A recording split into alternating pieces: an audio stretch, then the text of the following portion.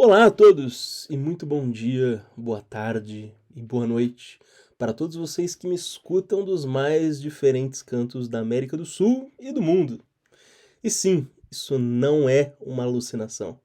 Nós realmente estamos de volta. Após 3 anos de férias, as mais longas férias de que alguém já teve notícia, o Café com Liverpool volta para uma nova temporada, cobrindo semanalmente ou mensalmente, quem sabe, tudo que envolve o Liverpool e a Premier League. Desde o final do nosso antigo podcast, há mais de 3 anos atrás, o mundo mudou. Perdemos o boom dos podcasts, passamos por uma pandemia, o Oasis voltou, o Klopp se aposentou e o fascismo voltou a ser moda no mundo. Mas o Liverpool, que da outra vez era o atual campeão inglês, segue sendo o atual campeão inglês, provando que mesmo Cronos, o deus implacável do tempo, tem poderes limitados contra determinadas coisas tão imutáveis quanto o curso do sol e a direção da vida. Para apresentar o seu programa hoje e trazer para dentro do seu lar a discussão que você definitivamente não precisava, estou eu, mais uma vez aqui, segurando este timão deste navio desgovernado. A voz mais contundente dos podcasts que cobrem o Liverpool na internet, e quiçá e muito provavelmente a última, graduado em História, mestrando em História pela Universidade Federal do Paraná, professor, pesquisador e famoso nacionalmente por assuntos da paternidade do atleta Gakpo, Giovanni Dias, ao seu dispor e com um enorme prazer em estar de volta. Compartilhando comigo a bancada deste podcast hoje, o São Pedro da fundação desta iniciativa quase religiosa, doutorando em Fisiologia pela Universidade Estadual de Maringá e o maior especialista nos assuntos que cobrem o estudo do pênis no norte do Paraná, o pior sotaque da internet brasileira, o nosso apresentador de R$ 1 milhão, a saída inusitada de Fernando Diniz em forma de pessoa, João Marcos. Olá a todos, que introdução maravilhosa, é bom estar de volta. São pouco mais de 3 anos, são exatamente 5 anos e 2 meses e alguns dias da última vez que a gente fez isso. E o Liverpool mudou, o Liverpool novamente é campeão, mas é uma nova era. O motivo que a gente voltou para esse podcast ainda é incerto, mas do mesmo jeito que chegou o Arne Slot incerto, a gente sabe que no caminho a gente vai acertar as coisas. E é isso. É muito bom estar de volta. Como sempre, palavras incertas de uma pessoa incerta. Muito obrigado, João Marcos. Do outro lado aqui dessa bancada, compartilhando comigo o meu lado direito hoje, temos nada mais, nada menos que ele, de volta, mestrando em Direito pela Universidade Federal de Santa Catarina, advogado atuante, primo do Federico Chiesa e o único membro desta bancada que não tem um álibi crível para o que estava fazendo dia 8 de janeiro. Seja bem-vindo, Saul Goodman de Santa Catarina, Vitor Ismanhoto. Uma boa noite, Giovanni, uma boa noite, João Marcos, meus colegas, amigos de tempos. É bom estar de volta, como vocês falaram, um podcast que não deveria ter parado, na minha opinião, apesar de que provavelmente a gente não teria tido tempo ou vontade de continuar nos últimos 3 anos. Mas sempre é bom dar uma nova chance e renovar essa iniciativa que eu gosto tanto, que permite que eu fale e discuta assuntos relacionados ao Liverpool com vocês, que me acompanham já há tantos anos nessa torcida. E, bom, vamos em frente. Agradeço a introdução, comparecendo que nós estamos fazendo uma mesa de debate acadêmico, mas tem tudo menos academia no que nós vamos falar daqui para frente. Então, sigamos. Primeiro de tudo, eu acho que talvez o primeiro assunto que seja interessante de falar é um porquê nós paramos e porquê nós voltamos. Eu acho que, como o João Marcos falou, nós não temos muita certeza de para onde vamos e para onde iremos. Mas a grande verdade é que o podcast é talvez o lado do Café com Liverpool que deu origem ao Café com Liverpool que eu mais sinto falta. Não algo público feito para pessoas escutarem, mas acima de tudo e principalmente uma forma da gente se reunir e conversar sobre o Liverpool, que é uma das coisas que eu mais sinto falta. A Premier League está de volta e com ela nós de novo. E aí nada melhor do que começar falando de uma vitória. E não uma vitória qualquer, mas uma vitória com cara e gosto do Liverpool. Na sexta-feira, dando início à nova temporada, o Liverpool enfrentou o Bournemouth em Anfield e venceu por 4-2. Os atuais campeões, comandados por Arne Slot, fizeram um primeiro tempo protocolar, saindo na frente aos 37 minutos do primeiro tempo, com um gol do estreante Hugo Ekitike. Na volta do intervalo, aos 49 minutos, Cody Gakpo aumentou a vantagem em um jogo que parecia ser fácil. No entanto, umas mexidas ruins do Slot, somado à desatenção por parte do time, contribuíram para o empate dos visitantes com 2 gols de Semenyo. O Liverpool precisou se atirar para o ataque nos últimos minutos para buscar o resultado. E o resultado veio do inesperado pé de Federico Chiesa. O italiano, que só jogou 33 minutos de Premier League na temporada passada, saiu do banco e em uma cena de filme colocou a bola para dentro do gol aos 43 minutos do segundo tempo. O Liverpool ainda conseguiu buscar mais um dos pés do sempre inevitável Mohamed Salah para fechar o placar. Bom, para começarmos a discussão sobre o jogo dessa rodada, eu acho que nada melhor do que irmos por partes. O Liverpool que estreou sexta-feira é muito diferente do Liverpool que foi campeão há 3 meses atrás.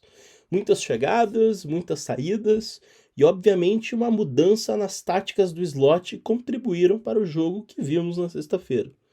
E aí eu acho que, para dar início à nossa discussão, eu queria começar pelo setor defensivo.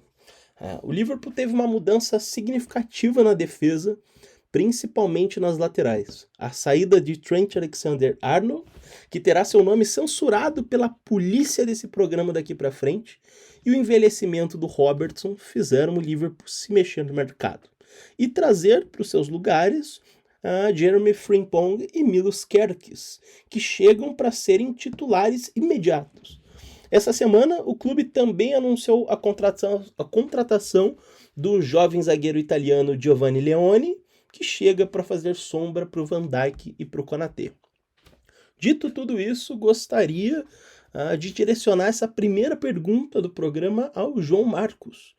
João, o Liverpool já jogou 2 jogos oficiais essa temporada. Não foi bem defensivamente em nenhum deles. Tanto na Community Shield quanto no jogo contra o Bournemouth, eu sinto que foram 2 performances defensivas bem aquém do que nós estamos acostumados. Como que você avalia o impacto desses novos laterais no clube e o quanto essa má fase pode ser atribuída ao Konaté e ao Van Dijk? Bom, primeiro, vamos colocar os pontos nos is. É um jogo que estava valendo de verdade. A Community Shield, como nós perdemos, era um torneio para você colocar os atletas em forma, para ver como é que tá, para começar as competições reais.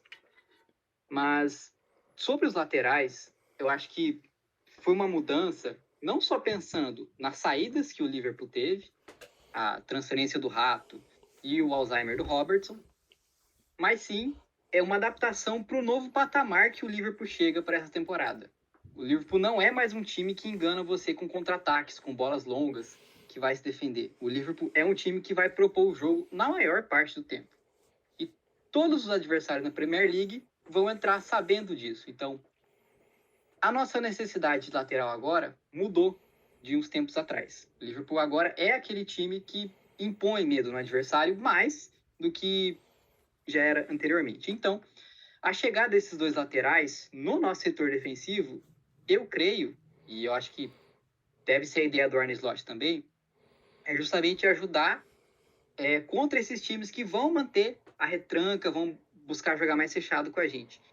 Porque espaço no meio campo sempre vai ser difícil ter quando você está propondo o ataque. Então, algumas vezes, a quebra das linhas, a construção da jogada tem que acontecer com alguém que venha mais de trás. Muitas vezes o Van Dijk pode fazer isso, mas não é o ideal. E as características do Frimpong e do Kerkez vêm justamente para agregar nisso. Porque o Robertson já não estava contribuindo mais. E com a saída do Rato, nós precisávamos de alguém que fizesse o papel para ajudar ali. Eu tenho total noção que o Arne Slot e a comissão têm noção também dos defeitos que o nosso sistema defensivo tem no momento, mas não seria a principal preocupação no momento. E é curioso a gente começar falando da defesa, porque falando desse novo Liverpool, cheio de contratações, eu acho que se vier mais as 2 contratações, nós fechamos 11 novas contratações nessa janela. É praticamente um time novo chegando com algumas reservas. Mas, assim, o sistema defensivo ainda é uma incógnita. Tanto pelo estilo de jogo que o Arne Slot quer propor com os novos jogadores deles e como os jogadores vão se adaptar a esse estilo de jogo. Até agora não foi um problema, porque o ataque está resolvendo muito bem. E estamos tendo a contribuição desses laterais justamente para propor o jogo que o Arne Slot vai precisar para chegar no padrão que o Liverpool almeja estar nesse ano, que é a conquista dos títulos. Mas é um jogo só, um jogo muito inspirado do Semenyo, um grande jogador, muito bom jogador, que se aproveitou, entre aspas, de um sistema defensivo que estava defasado, sem ritmo de jogo, sem entrosamento ainda, e com a qualidade que ele teve, ele aproveitou para capitalizar boas chances.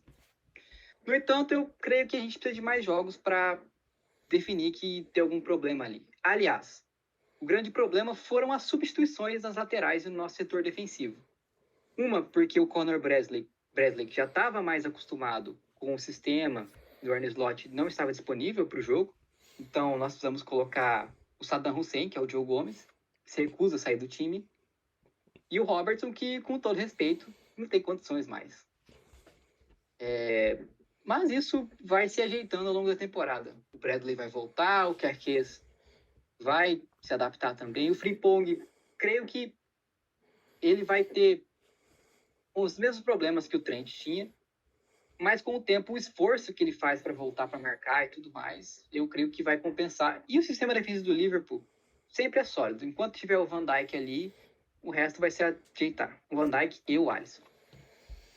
Mas Eu queria fazer uma nota em cima do que você tem falado, porque você falou do Robertson, e eu lembro que quando estava na pré-temporada e surgiu os boatos de contratação do Robertson no Atlético de Madrid, eu fiquei bem triste, assim, e eu não faço a menor ideia porque prometeram para mim que o meu Honda estava seguro, e bastou 1 minuto dele em campo para mim lembrar o porquê que o Liverpool trouxe outro lateral titular, assim, né? Sinto que o Robertson já tá naquela fase da vida que, se ele fosse um cavalo, já teríamos apagado ele e poupado ele da dor e sofrimento que ele tem.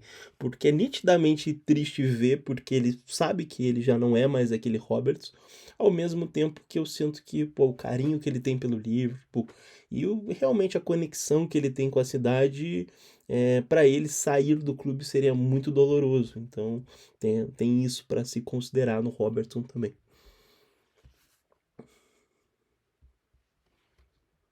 O Robertson também, só fazendo uma parte, é um dos meus jogadores favoritos da era Klopp, desde que ele chegou no Liverpool. Eu sinto que ele dá cada fibra do ser dele em cada dividida, em cada corrida. Mas é certo que ele já foi mais técnico, é certo que ele já teve mais pique, que ele já conseguiu acompanhar melhor os atacantes da Premier League. Acho também difícil, né? A gente...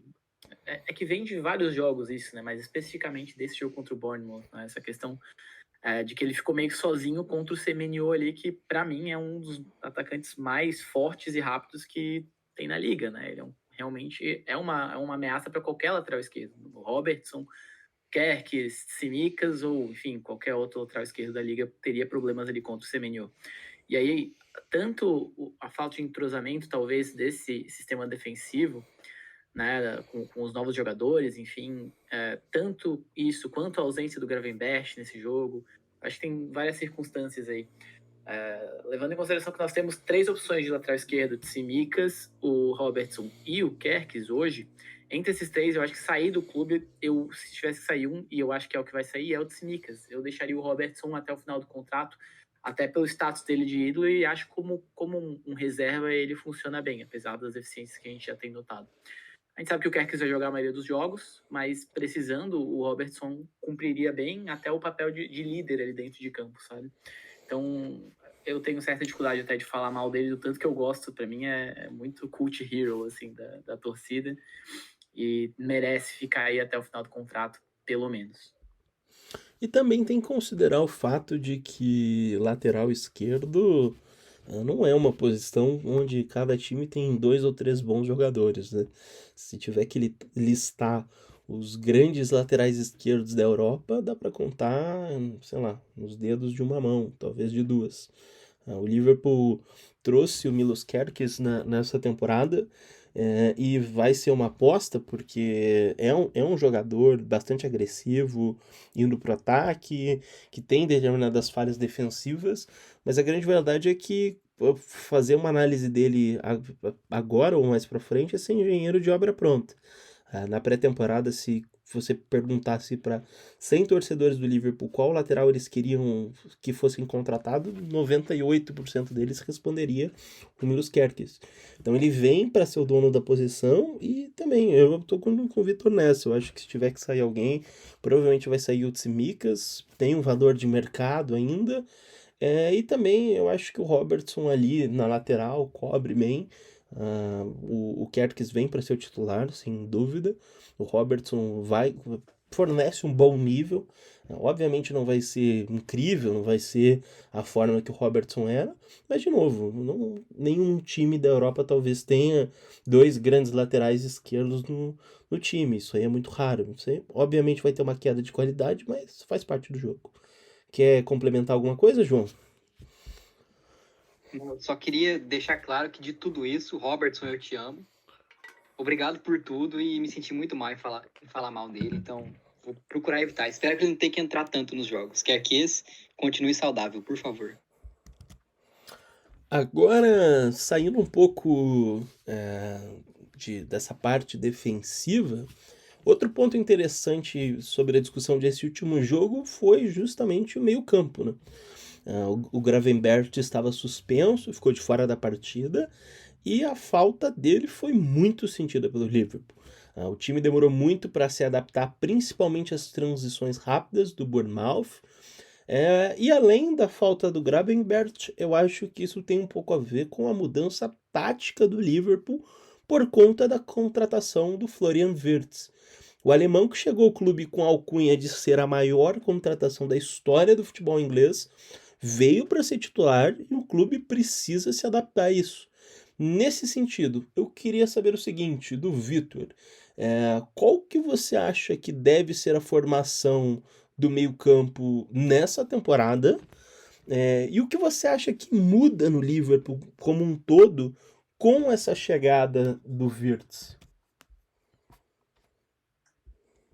Cara, nós temos todos que admitir o quão bom é poder falar que o Florian Wirtz joga pelo seu clube, né? A gente já se acostumou, talvez, com o Liverpool desde, enfim, mesmo depois do Klopp ter vindo para o clube, né?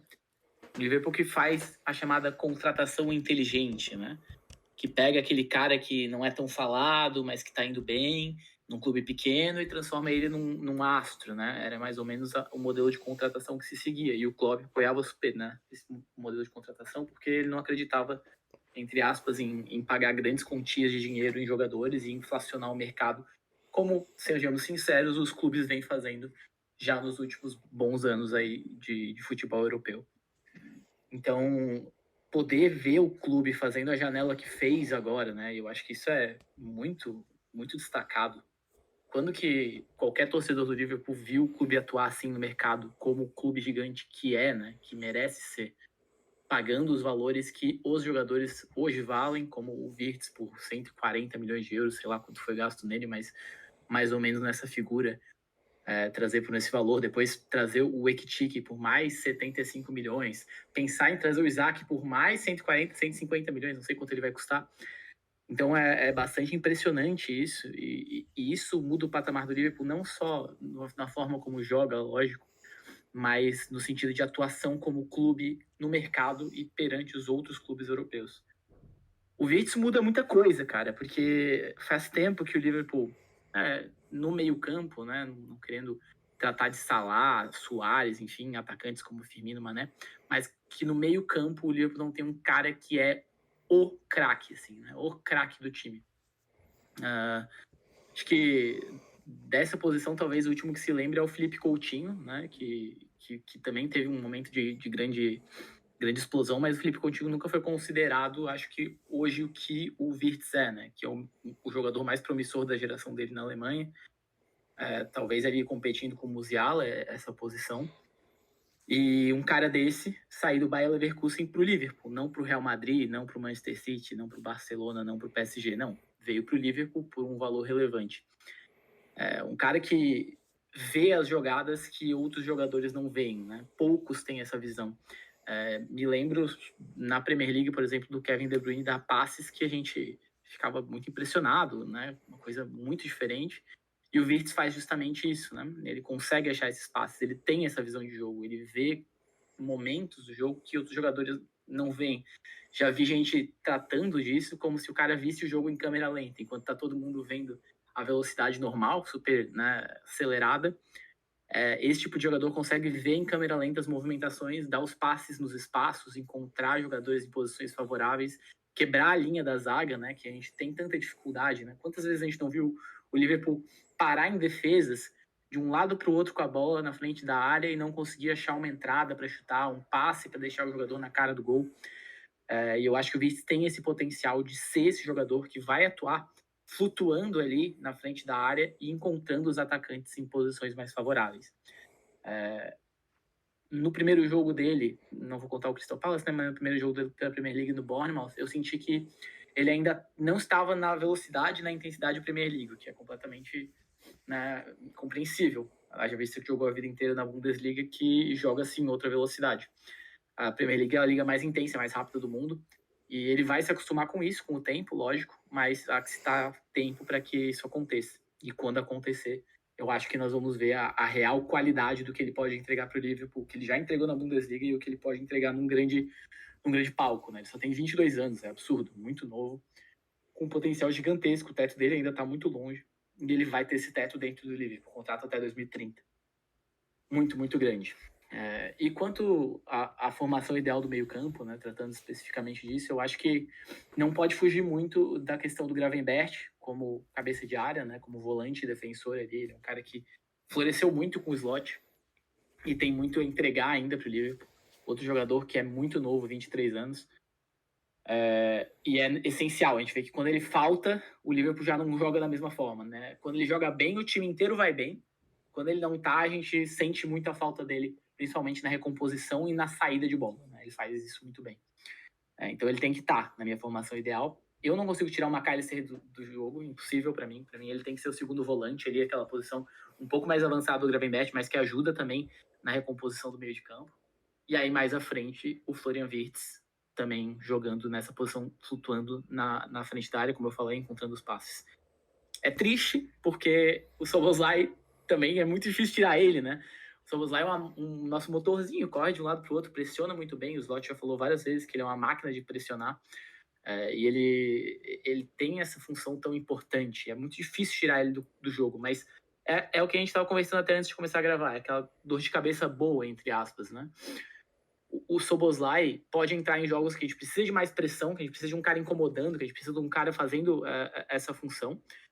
E o McAllister pode jogar em jogos, talvez, que o Liverpool vá ter uma necessidade de controle do meio-campo, uma necessidade de encontrar mais passes, que o Wirtz não seja a única pessoa encontrando os passes, mas o McAllister também possa fazer isso, como já fez na temporada passada. talvez quando a gente precisa dessa criatividade um pouco mais aguçada, ele seja o cara ideal. E quando a gente precisa da pressão absurda, talvez o Szoboszlai seja a saída. Então, uma dor de cabeça boa. Eu acho que o ideal seria o McAllister, que eu acho ele um jogador excepcional, realmente, para fazer essa função de segundo volante. E aí, em outros jogos, o Szoboszlai pode jogar. E a gente ter a possibilidade de fazer, né, essa rotação é maravilhoso. Né? Eu acho que a gente já esteve muito pior. Hoje o elenco do Liverpool talvez seja o melhor elenco, nome por nome, que eu já vi da história do clube. Então a gente tem o Gravenberch para cabeça de área, se não tiver ele tem o Endo que joga ali. Ninguém tá falando disso, mas o Bajcetic voltou pro clube também, e ele talvez possa jogar ali se não for vendido agora nessa janela. Mais pra frente o Liverpool tem também as opções, tem o Szoboszlai, tem o Elliott que talvez saia, tem Curtis Jones para jogar de segundo volante, tem Nayone também, 18 anos, tem esse potencial. A gente tá com o meio campo recheado pela primeira vez em muito tempo, com jogadores bons em várias posições. E, enfim, eu não consigo falar muito sobre o Liverpool sem ser muito otimista para essa temporada. Claro que a gente pode se decepcionar, como sempre, mas todos os sinais apontam para algo muito positivo. Acho que seria um pouco por aí a minha análise. Eu queria fazer um comentário em cima do que você falou sobre a chegada do Florian Wirtz, porque, cara, eu sinto que a contratação do Wirtz, mais do que qualquer outra, não tem apenas a ver com melhorar o time, mas com um projeto de querer se manter no topo que até então o FSG não tinha mostrado. Porque, claro, ele é um jogador muito diferente de qualquer outro, e é o tipo de jogador que até o valor que é pago por ele parece irrelevante, porque se o Liverpool não tivesse pago, o Real Madrid teria pago, o Manchester City teria pago, o Chelsea teria pago, o PSG teria pago. Não é o tipo de jogador que veio pro Liverpool porque o Liverpool era o único clube que poderia pagar isso. Só que ao mesmo tempo que eu sinto que esse projeto de querer se manter no topo, para quem é torcedor hoje, parece algo novo, essa não é necessariamente a realidade do Liverpool ao longo da história. Isso é uma coisa que é interessante de ser pontuado, porque geralmente a gente acostumou com a ideia de que o Liverpool é um clube que não consegue competir com os outros no mercado por transferências de jogadores.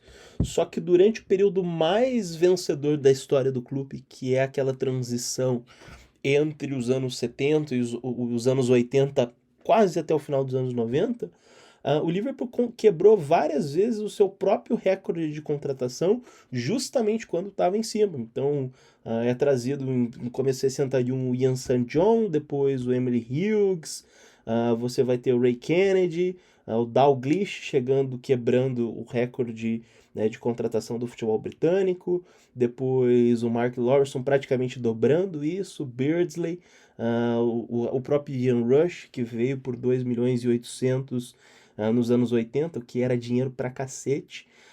Então eu gostaria de falar isso, assim, eu sinto que por mais que quem é torcedor do Liverpool depois dos anos 2000 tenha se acostumado com essa ideia de que o clube não gasta muito dinheiro em contratações para se manter no topo, essa não foi necessariamente a realidade por toda a história do clube.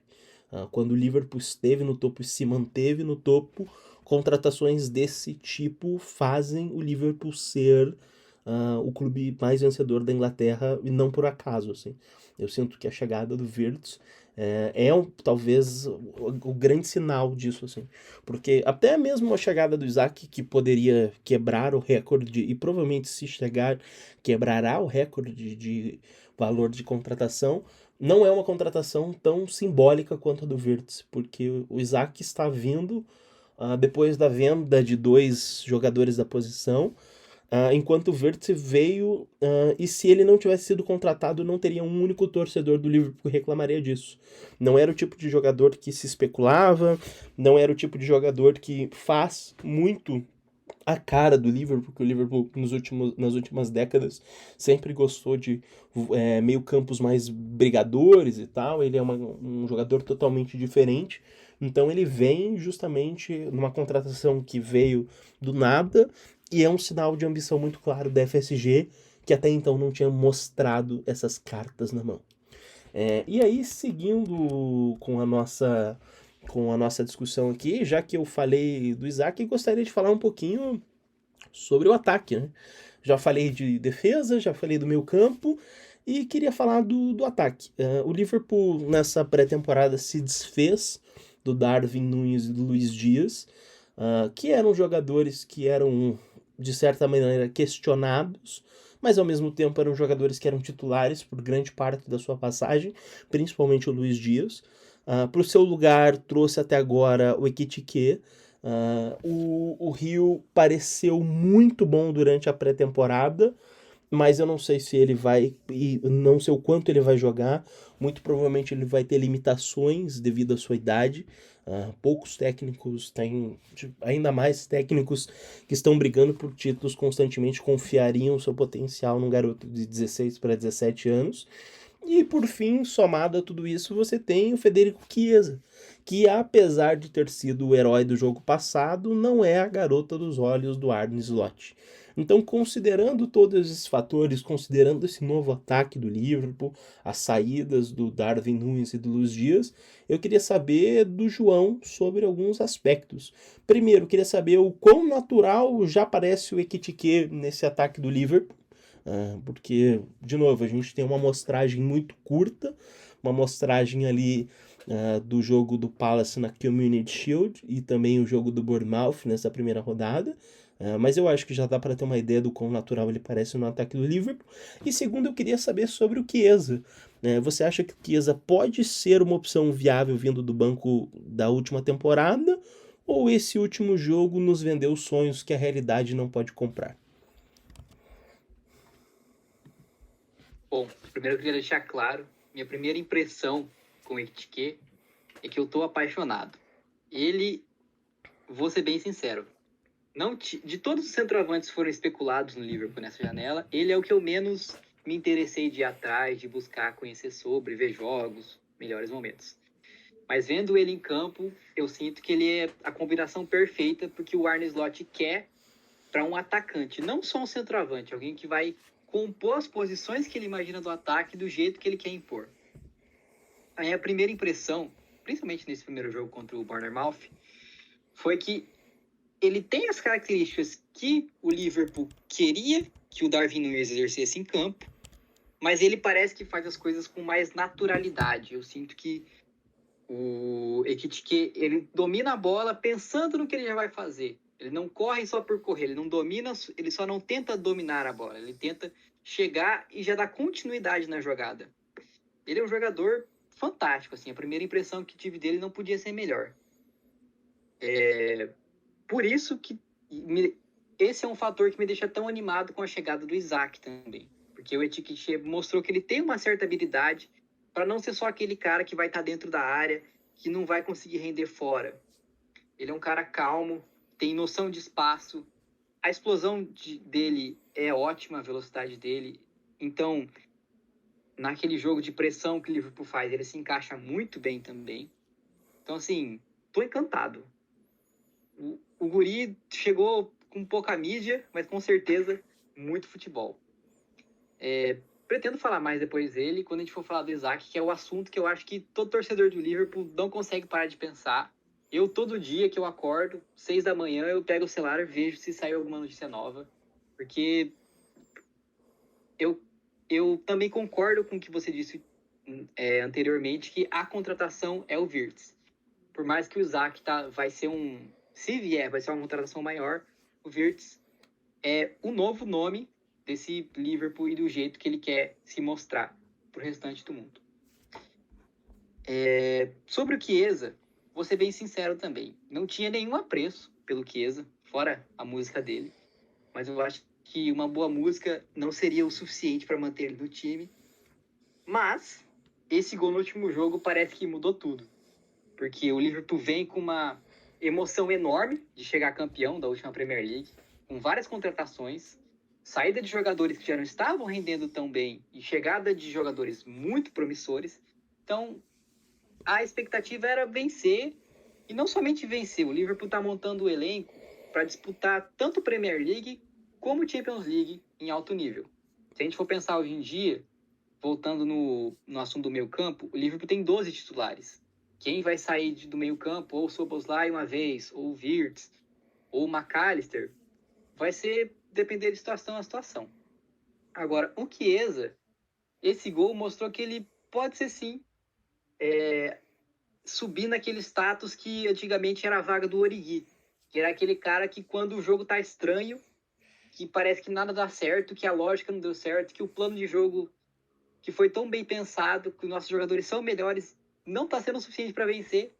Você olha pro banco e tem ali o italiano sorridente, narigudo, você olha para ele e fala, vai lá. E aquele gol foi um momento mágico, assim, eu não tinha certeza, eu tinha toda certeza que se ele não faz aquele gol, a passagem dele estava contada pelo Liverpool. Mas sinto que agora ele é esse cara para entrar de vez em quando, porque confiar num garoto de 16 anos, que é o Rio, para entrar e decidir, talvez não seja o mais adequado pensando no desenvolvimento dele. Colocar o guri na fogueira talvez não seja bom para a confiança dele. Agora o Chiesa é um cara que está acostumado a grandes momentos do futebol. Pode ter passado do seu auge futebolístico, mas ele ainda é um cara que conhece a área ali e isso vale muito a pena quando o jogo está difícil e a tática já não funciona, vai mais no coração, na emoção. E esse gol dele mudou tudo. Sorrisão que ele abriu, a deslizada perfeita. Até vi depois do jogo que os médicos todos aconselharam ele a parar de comemorar os gols assim, quando ele rompeu o ligamento lateral do joelho. Ele nem pensou nisso, só abriu o sorrisão, deslizou na frente da Copa e aproveitou a vitória. Então, assim, mudei completamente de opinião. Sou a favor da permanência de Chiesa. Ele tem um lugar, sim, principalmente para esses momentos, mas também as Copas. O Liverpool pode aproveitar muito bem ele.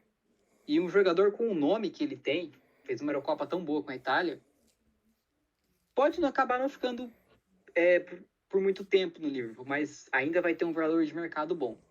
E ele tem um carisma fantástico, assim. Eu creio que é uma adição crucial ele ficar no elenco. Eu só queria fazer também um último comentário sobre o Chiesa, porque eu vi alguém falar disso no Twitter, não faço a menor ideia quem, mas o gol do Chiesa no final do jogo, ele tem a cara de um gol que o Jota faria. Achei isso incrível, né? Depois eu revi o vídeo do gol, e é um jogo carregado de emoções, justamente porque é o primeiro jogo em Anfield, valendo alguma coisa, depois da morte do Jota.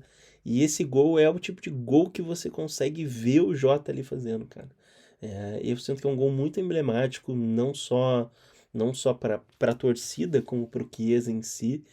É um cara que veio pro Liverpool sem pretensão nenhuma. Eu realmente acredito que quando o Liverpool trouxe ele, o Edwards e o Hughes estavam pensando muito mais na relação de valor de compra e revenda depois de um tempo. Ele praticamente saiu de graça da Juventus. A ideia era talvez dar alguns jogos de Copa e vender. Mas eu sinto que com a saída do Nunes e com a saída do Luiz Dias, ele passa a ter uma importância acentuada no elenco.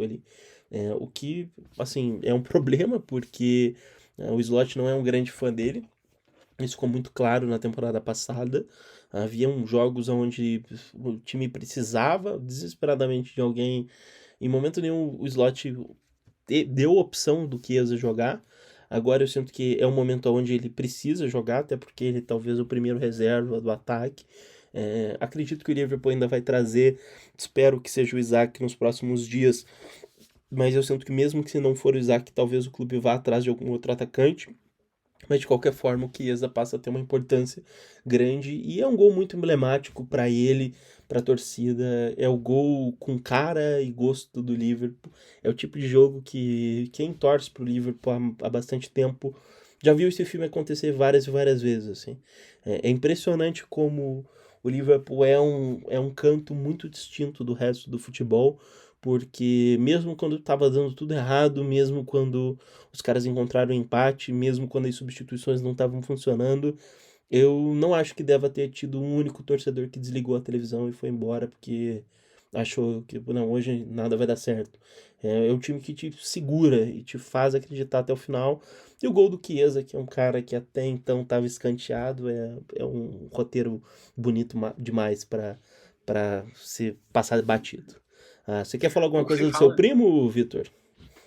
Pouco se fala da italianização do Liverpool, tá? Federico Chiesa jogando uma bola fina e vai continuar, se Deus quiser. E agora Giovanni Leone chegando como novo reforço da zaga. Simplesmente ele deve ser um prodígio da zaga italiana, ou seja, impossível ser ruim.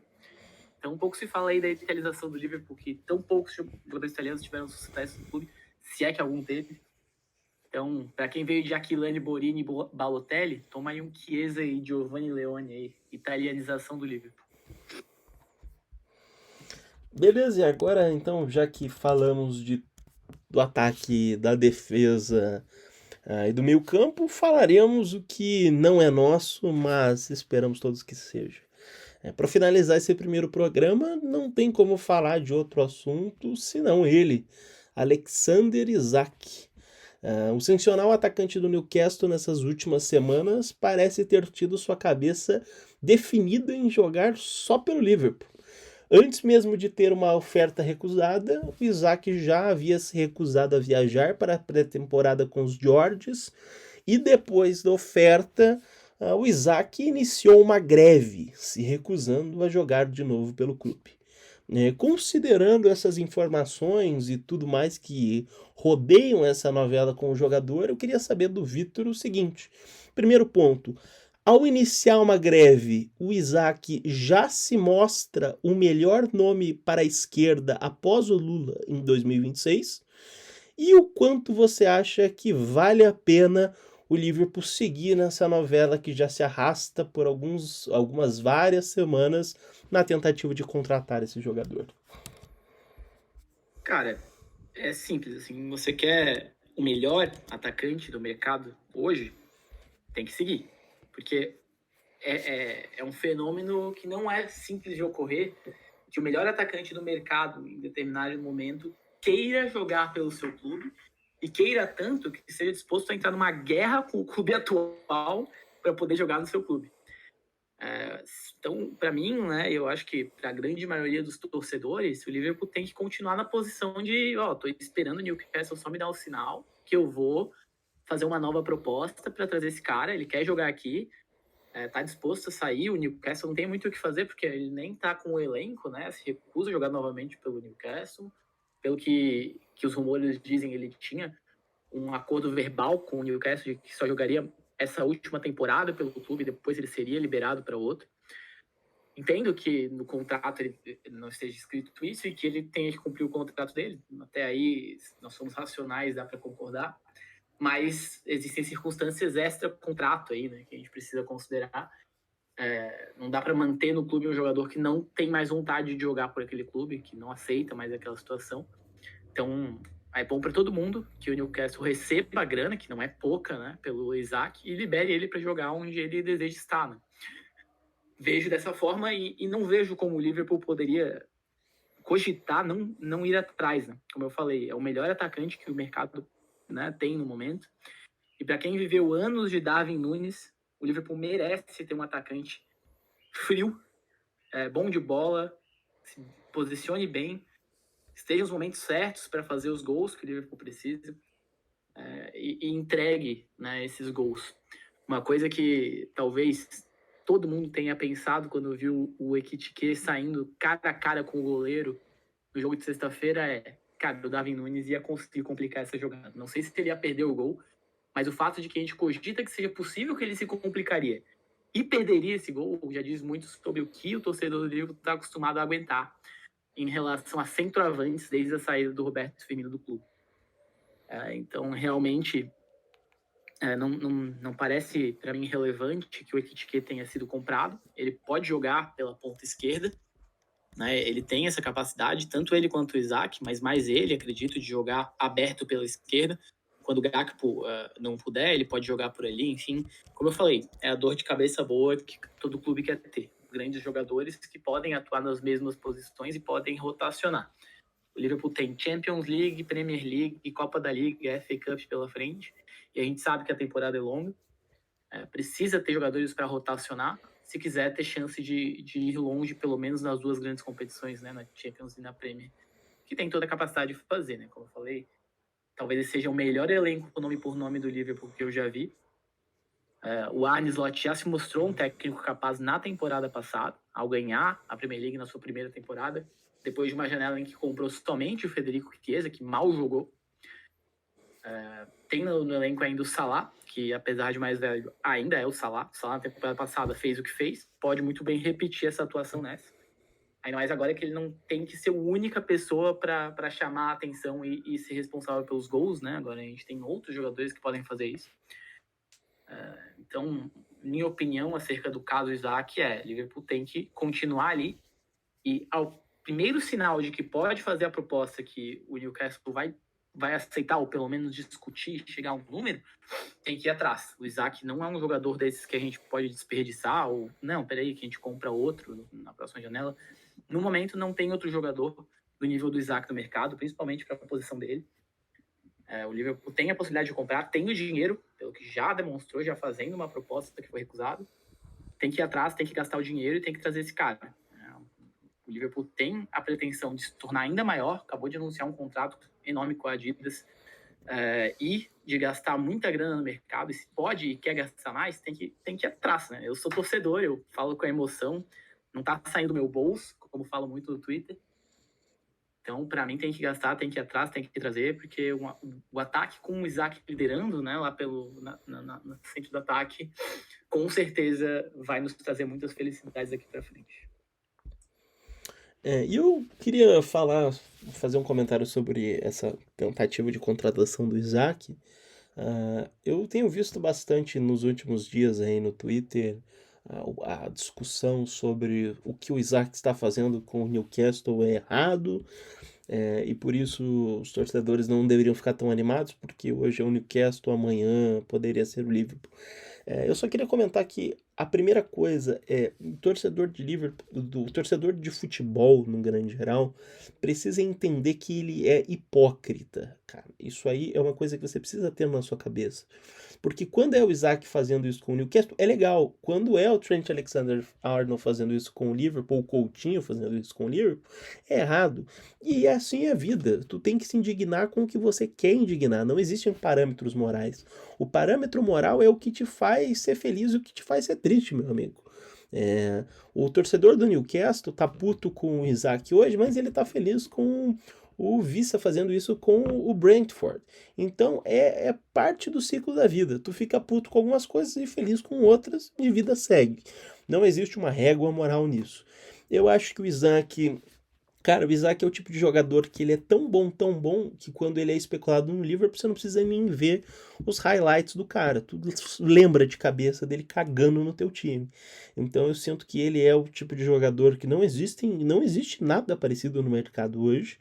Ele não é só o melhor atacante no mercado, ele é o melhor atacante por muito.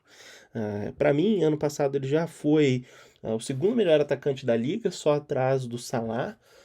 Ele é um cara que o Liverpool não tem. Eu sinto que o Ekitike hoje é um atacante diferente, mas o Isaac é o Isaac. É o tipo de jogador que é um unicórnio da posição. Ele é um atacante forte, rápido, bom por cima. E é o tipo de jogador que, cara, vai mudar o clube de patamar. Queria saber se o João Marcos tem alguma coisa para complementar sobre essa relação do Isaac, sobre essa ideia do Liverpool poder contratar ele, o quanto você acha que ele vale e tudo mais, para a gente finalizar nosso programa. Ser bem curto e simples, chover um pouco no molhado. Não é sempre que um jogador desse calibre quer o Liverpool e só o Liverpool. Porque essa janela, muitos times estavam atrás de camisa 9.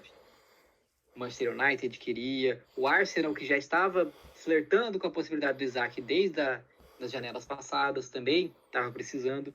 E o Isaac, pelo visto, ele quer entrar no projeto do Liverpool, porque ele vê futuro ali. E só um leve comentário, assim, sobre a possível situação de depois, em alguns anos, o Isaac vai fazer isso com o Liverpool. Se ele ficar 2, 3 anos no Liverpool, se ele levantar uma Champions League, uma Premier League, ele pode ir para qualquer time que ele quiser, tranquilamente. Xingarei muito ele, mas com um troféu a mais na sala do Liverpool. E é isso, nosso programa de volta já está batendo os 50 minutos, o que fere o meu princípio porque eu falei que esse programa ia ter 30 minutos, mas é bom demais estar de volta, é bom demais poder sentar, conversar, e se nós já tínhamos prazer em fazer isso quando o Liverpool não ganhava uma Premier League há 30 anos, imagina agora que voltamos a ser os maiores campeões da Inglaterra, o time vivendo uma fase de lua de mel, os jogadores ruins saindo, grandes contratações chegando e assim por diante. Não sei se esse programa vai acabar sendo semanal, se vai ser mensal, vai ser a 15 dias, mas vai ser. Isso que importa. Para finalizar, eu queria saber se o. Queria passar a palavra para o Vitor para você dar o seu adeus, mandar seu forte abraço e qualquer coisa que o valha. Muito bem, como eu falei, é ótimo estar de volta, poder falar sobre Liverpool nesse domingo à noite. Realmente é muito bom.